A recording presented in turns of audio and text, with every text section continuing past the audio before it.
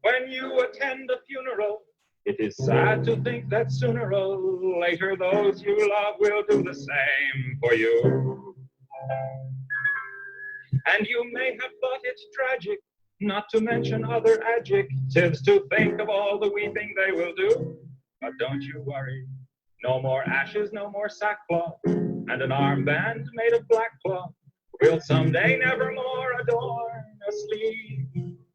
For if the bomb that drops on you gets your friends and neighbors too, there'll be nobody left behind to grieve, and we will all go together when we go. What a comforting fact that is to know. Universal bereavement and inspiring achievement. Yes, we all will go together when we go. We will all go together when we go.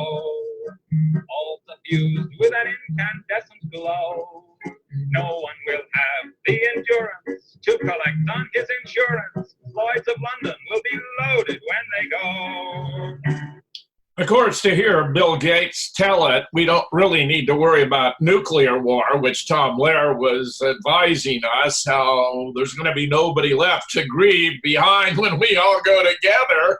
But rather it should be a pandemic. He's been giving symposia on this for decades. He's also an advocate of world depopulation. He's an enthusiast for vaccines. I regard him as one of the big three in the brain trust, Hillary Clinton, Anthony Fauci, and Bill Gates, where it turns out Anthony Fauci in 2017 was predicting that Trump would have to deal with a surprise pandemic during his administration. How can it be a surprise if Anthony Fauci can predict it in 2017? How can he not know it's coming? How can it not therefore be a planned event? And this woman, Blix, who's also a spokesman for the White House, turns out to have had her medical license expire. Well, this and many other issues are going to be on the agenda with my guest today, Dave Johnson, who has a background in the U.S. Navy and electronics. In various related activities, he has a YouTube channel, Dave J, of his own, and he comes highly recommended by another guest on the show, Dave. It's great to have you here on The Raw Deal. All right, thanks. Thanks for having me. Good to be here. You can take off anywhere you want, my friend. I mean, I've been told you are a guy with a lot of thought behind everything you say. Yeah. Well, I was gonna say, you were talking about fear at the beginning, and that's the big thing. Don't worry about it. There's nothing to fear as far as your life. Your life goes when your creator takes it. So then as far as these hoaxes that are going, here's the big thing. We're living with the reaction to a false story or a false narrative. So they gave us a false narrative. They said that this virus is out to get you, this invisible boogeyman. And then they gave you all these different steps they wanted you to perform, and people are performing them. But it's the idea of people, they are controlled by their fear of death. And in fact, if they are followers of Christ, which I am, they should understand that they need to fear that second death, not this death, not this bodily death. The idea of the second death, meaning you need to be right with God when you go. You need to not be. Now, Dave, as my audience knows, I, as an agnostic, alas, don't have that theological comfort to aid me in these times of stress. I do believe, however, in the adage that God helps those who help themselves. So I'm very keen on what we can do to deal with the present situation, because we appear to be on the same track in complete agreement that this is a planned pandemic. This is absolutely not a spontaneous development, and that it's a political event rather than a medical emergency. Okay, but let me even go even farther than that. I want to take you to the root of all of this. So the root of politics, the root of fear. It's the idea of the thought, or the beginning of the thought. Where did that thought come from? Where did the idea that I should be afraid come from? So now if I can isolate that and reduce it to a numbered form, and I call it the mind computer. I have it labeled 1 through 9, with the input being labeled 1 and 0, or IO, which most people can see as on or off. Meaning that when you get up to this scale, this idea of bringing an idea into your temple or into your mind, you get to the point of, do I want to believe it? Do I want to give it a home? That means, do I turn that 1 on? That's a 911 story. So these 911 stories you see throughout history, the idea of 2001, September 11th, that idea of the controlled demolition of towers coming down. It's the idea of 2 becoming 1. It's the idea of 9/11 with the Pearl Harbor. That was a 9/11 hoax, meaning it was a controlled event.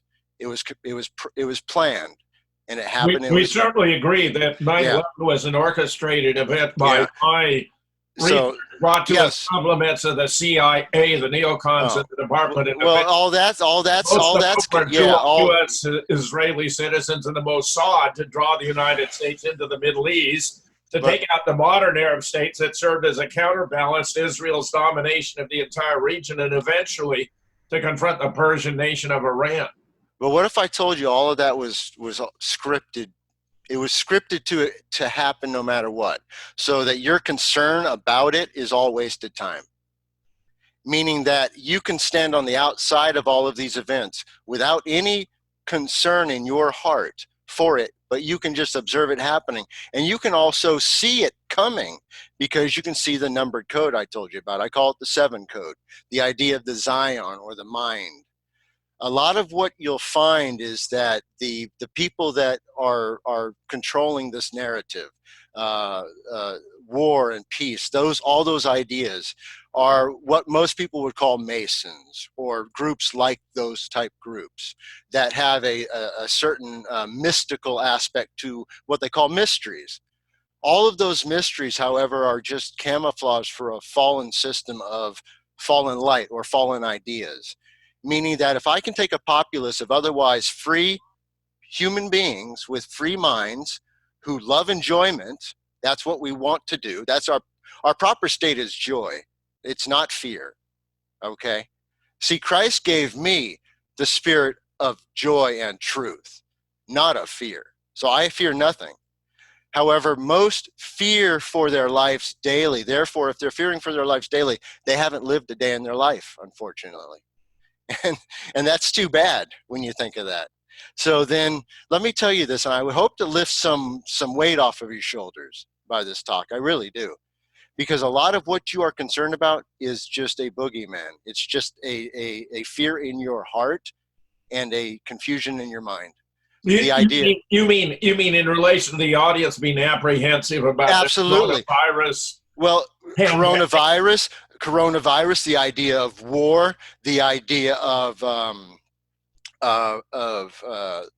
accidents, whether it be nuclear, this, that, and the other, because those technologies, as they are presented to you throughout history, don't exist. They don't exist in the way that you've been shown.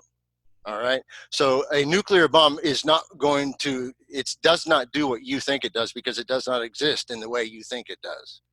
You need to get rid of that. That will not happen to you. You're baffling me, Dave. I got to admit. Okay, I've seen so many nuclear explosions. No, you haven't seen anything. So many mushroom clouds. You have seen nothing. I encourage everyone to watch the film, Stanley Kubrick's most brilliant, Dr. Strangelove, at least once every year to remind. Yeah, but you have not seen anything. You have seen videos, and if you actually take the time, please listen to me here. You must take your concern away, and you must look at this stuff logically. Take a look at all of the evidence that they have presented to you, and you are claiming that that's the evidence you're presenting to me as it being real. I'm saying I'm going to use that same evidence and show you that it's not real, because it's all contrived. You can see it's all just movie mockery. And in fact, there's been several times, and I'll show you this, James. There were several times in the news where CNN and other news outlets would put up video of military activity in Iraq, for example. And this one time they put out a videotape, CNN specifically. And I could see that there was a backdrop, much like an old cowboy movie, where the end of the street's actually just a painted backdrop. It's a false scene. And I said, you can see it. It was so badly done. And so I called in and I said, did you guys see that was just a backdrop? It wasn't an actual real street. And you guys were claiming that there was a military activity happening. And then they said, oh, we didn't see that. I called the Pentagon and I actually got through to the duty desk. And I actually emailed to the duty desk that video. And I talked to the commander and he watched it with me. And he said, yeah, that doesn't look real to me. So they are presenting you with so much fake forgery and phony footage, and you are believing it because you have already allowed yourself to believe in your mind that that's possible. Well, Dave, there are two different issues here. Right. There's what's presented on television, and then there's what's really going on in the world, which may or may not comport. But I take it while you're asserting that some of what was being shown in relation to the Iraq invasion was fabricated with a green screen and so forth. You're not denying that we invaded Iraq and we destroyed a lot of the country. Yeah, controlled demolition is what war is. This. Let me explain war to you. War is controlled demolition and strategic relocation. Okay? So then this is very simple. Yes, there is destruction in war, but it's all controlled. There is troop movement in war, but it is all controlled. All right. There is strategic relocation in war, but it is all controlled. So if I have, if I'm controlling the so-called enemy, because the enemy is the other guy, if you're on the other side, if I'm controlling that enemy, both side commanders are in contact. Okay, move to position C. As soon as you're in position C, I'll move to position B. Well, Dave, no, let me keep going just to get the full thought finished. So then it's just a controlled ballet. Okay, so if anybody, and this is very important for me to tell this to you, there is one thing that you do not want to do in this existence, and this is the only thing. The rest is all forgivable. Do not, under any circumstance, false witness death. Don't do it. I'm only going to tell you that once. Okay. However, so let me just finish this on the war aspect. Nobody, and if they told you this, they are lying to you. Nobody has aimed a rifle at an enemy on a battlefield and shot at them to kill them. Nobody, period. Hasn't happened. If they claim that, they are lying to you. They are, in fact, liars and spiritual murderers. Dave, look. I'm a former Marine Corps officer. And don't tell me that you were in war because you would be lying to me. Dave, don't do it. Let me finish my thought. Uh-huh. I've studied military history. Mm-hmm. We've had many great battles. The idea that they were all coordinated or controlled is frankly nonsense. It's not nonsense. We have better and less good generals. We have some great ones. Robert E. Lee was a great general who happened to be fighting for the Confederacy. George Patterson. That's all just words on paper. That's all words on paper. The Allies. That's all words on paper. It's all words on paper. It's all words on paper. It's not true witness. No, James, I think we have to agree on something. I think we need to agree at some point that true witness is what you see with your eyes, not words that you have seen. I want to talk about true witness. Can we talk about true witness? Even what you see with your eyes, as you were explaining about that broadcast regarding the Iraqi war, isn't to be believed. But I saw the truth of it. What most people saw was the lie. They saw what they wanted to believe. So yes, if you look and you see the truth and you're not deceived, your eyes are yours to use. It's a sense. But if you have given yourself over wholly to the lie, and what you just told me is that you gave yourself wholly over to the stories that you have consumed.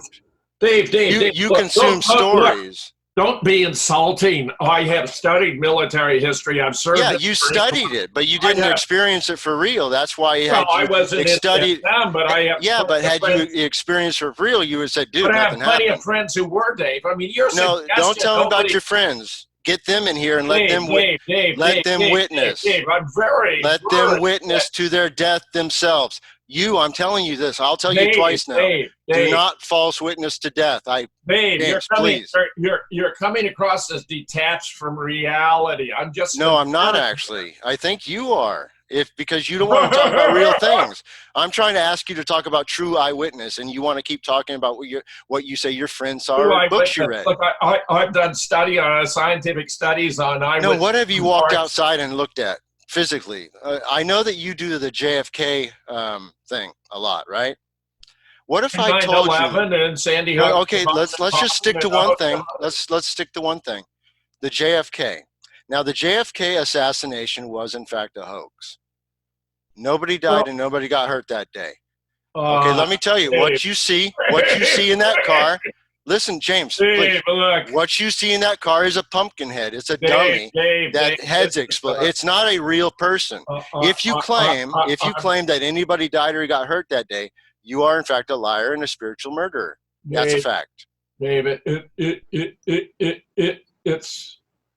it's been great having you here. I have some problems with. No, you don't. You just want to spiritual murder people with your lies instead of talking the truth of Christ. That's the problem here. I'm right? really sorry. So we can talk about, let's say, the plane of Earth you live on. It's a level plane with deviations called depth and elevation, for example. That's where you live. The universe you live in is the shape of the human eye. You live on the flat part. The stars, the sun, the moon, they are just lights in the sky. They're just lights in the sky. There's no space to travel to. They're just lights in the sky. They're to tell you the times and the seasons. The sun gives you the time of day. The moon gives you the time of month, and the stars give you the time of year. That's what they're used for. If anybody tells you they go off into space in a spaceship, they're lying to you, because space travel does not exist. It has never existed. Dave, do you agree that the hours of the day are defined by the rotation of the Earth on its axis? No, I don't. I don't. Or that month by the transit of the around Earth? I'll explain it to you quite simply. Or the year by the transit of the orbit of Earth around the sun? No, that's not true. Take a clock right off the wall, lay it on your desk. If you notice the minute hand and the hour hand, how they rotate in a full circle around that piece, change that for the sun and the moon. All right, one rotates the full day around, one rotates the full month around. It's the same thing, same exact thing. Anything mathematically can be explained to you in a what's called a sphere or even a circle on a piece of paper.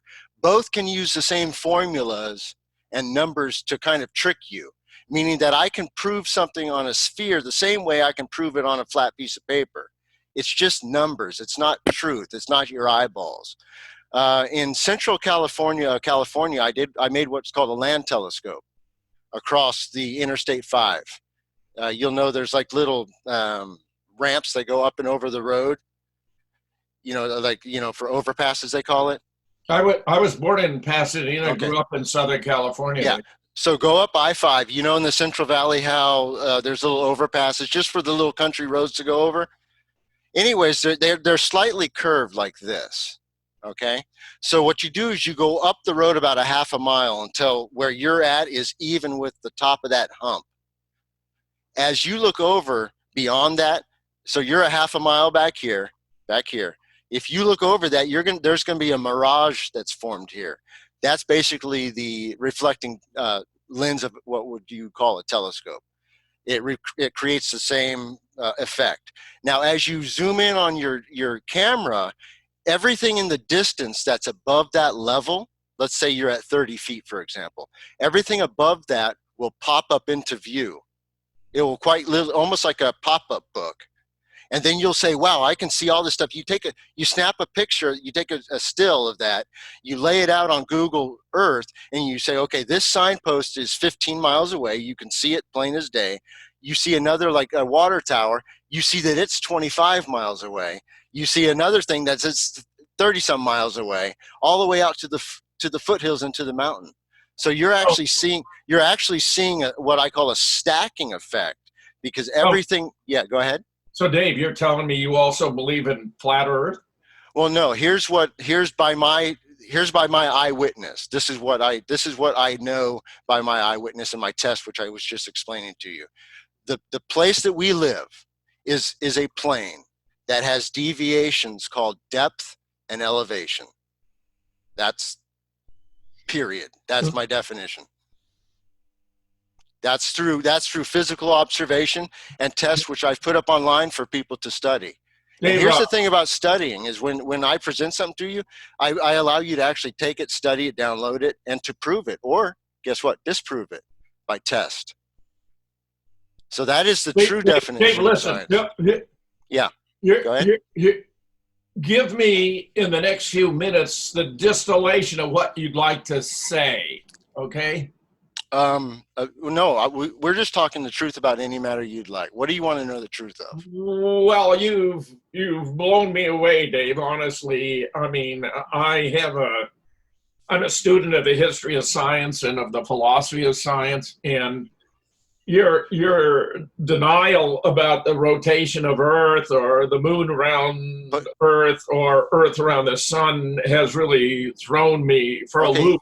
You just said science, though. I just gave you the idea of real science, which was my true observation. I even told you out of my mouth how you can do it, how you can actually repeat that same experiment and get those same results. And then you have to logically ask yourself, if I do this experiment and get these results, what does that mean then? What does it logically mean? It doesn't matter what I feel or what I want the truth to be. It's what your experiment and your evidence proves it to be. And what it proves the Earth to be is a plane with deviations called depth and elevation. That's it. Dave. I'm not going to debate here. I mean, I've done other shows with expert surveyors and all that. I've even produced a video. The idea of a flat Earth is physically preposterous. It's not. It's not actually. Dave, I'm going to give you like 5 more minutes, and then we're going to part ways because it's really. I want you to have 5 more minutes, though, right down to the bottom of the hour. Go ahead, say what you'd like to say here. I brought you on. I want to give you that opportunity. Okay, here's the simplest thing to understand, and this is for people who are still stuck in the idea of the fallen system or the lie. You're going to notice that when you look at news stories, you're going to see a numbered or a coding system. You're going to see when a news story is just first coming onto the scene, it's going to be 7 coded, meaning there's going to be 7.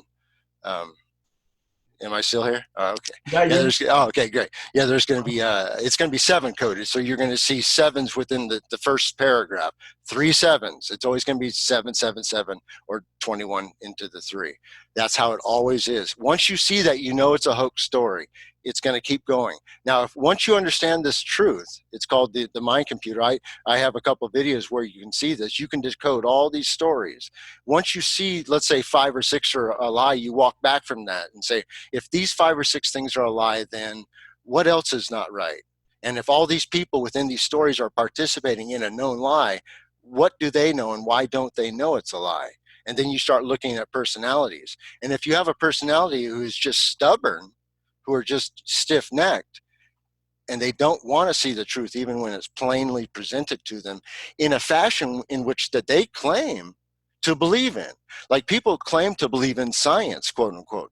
I present them science. I present them experiments with it that they can physically reproduce. That's science. I present to them the proof, and not only that, the results of my experiments that they can reproduce. That's science. I thought that these people believed in that. But when it doesn't produce the results that they thought or that they had fallen in love with during their schooling years, then they get mad at science because I'm presenting true science, which is also possible for anyone else to do. It's just observation with your eyes, with your fingers, with your lips, with your nose. It's looking at what's around you. And I would also like to go into one more thing about social distancing and the reason why it's a negative effect on people. Go ahead. This is why that's really important and why it's wrong. Because we are creatures of touch. We like each other's touch. And the reason being is if you take your fingertip and you look at it and you touch anything, you're going to leave a fingerprint. You're going to leave your existence on everything you touch. So if I make you, James, if I make you a cake, and I love you because I want to make you a cake, I want you to enjoy this cake. when I'm making it for you and I'm kneading that bread, my existence is going into that dough because my fingerprints are on it. So when you receive that and you consume it, you eat it, you consume my joy and essence. You receive that good energy from me. So when I touch you and I shake your hand and I say, hey, good morning, and we have that connection every morning, it's there. It's like, dude, and you're like, okay, great. Now I'm feeling good this morning because my guy's there, the guy I feel good I'm with. Now, once that connection is taken away, you see that those connections are taken away and people start to become a little bit, I don't know, antsy, or they're going to start to feel alone. They're going to start to feel isolated because people like to, to hug. They like to say, hey, how you doing? Like I say, I always like to say this. People wonder why cookies don't taste like their mother made. Well, because their mother is not the one who's with her finger putting it onto the cookie dish, because your mother's essence is on each cookie that she puts onto it. That's why no other person can make a cookie that tastes like your mother's, because her essence is not there. Okay. Tell us more about where we can find your views online and elsewhere, Dave. Oh, for sure. Yeah, just I'll send you a link if you don't mind to just my YouTube channel, which is Dave J. I talk about anything you want. I also have a Discord channel which you can join, and it's just an open forum where you can talk to a bunch of people from all over the place. Tell us the name of it. Oh, okay. It's just Discord. If you email me at davejchannel11@gmail.com. I'll get you in touch with. Is that all? That's all one word. davejchannel11@gmail.com. Is that? Yes. Are any of the letters capitalized? No, James. It'll get to me that way. davejchannel11@gmail.com. Dave, that's excellent. And how often do you appear on your channel? Oh, I have, whenever I feel inspired, to be quite honest with you, whenever I have something to say, because I found, James, that if you just say things just to say things, you kind of become like a banging gong. But if you say things just when it's inspired, it's going to be worth more. There's more currency in it. Are you also active in a specific church then? I mean, you have a very... No, I'm not. I do my own thing because most people don't. Most people are still lost in the system. Most people are still actually what Jesus spoke about, walking on water. The idea of water is the noise of the world. It's the idea of all these stories and all these stories trying to drag you into fear. See, I walk on that water. I walk above all that. And my only job here is to spread that light and for people to say, man, what is that light? And kind of swim towards it. And then once they get towards me, I'm like, hey, I'm telling you the truth here. Just try it for a day and see what you think. Right? It's not going to cost you nothing if you want to give it up tomorrow. Don't worry about it. But just try it for a day. And you're going to see that your life's going to change for the better. Well, Dave, this has been extremely interesting and unexpected. JJ Channel 11 Gmail. Thank you so much for coming on the show, Dave. Very, very unexpected experience. Thanks a lot. All right, James. Talk to you soon, buddy. You got it. All right.